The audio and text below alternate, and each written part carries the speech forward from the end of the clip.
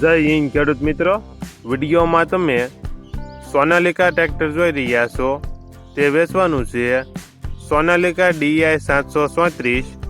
વિડીયોમાં તમે ટ્રેક્ટરની કન્ડિશન જોઈ શકો છો। Company fitting engine, gear hydraulic complete, tyre ચારે સારા, ટ્રેક્ટરમાં કોઈ પ્રકારનો ફોલ્ટ નથી। કંપની કન્ડિશન આખું ટ્રેક્ટર શૈલેષભાઈને વેચવાનું છે।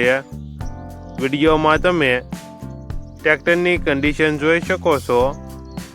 મોડલ 2008-2009, કિંમત 1,60,000।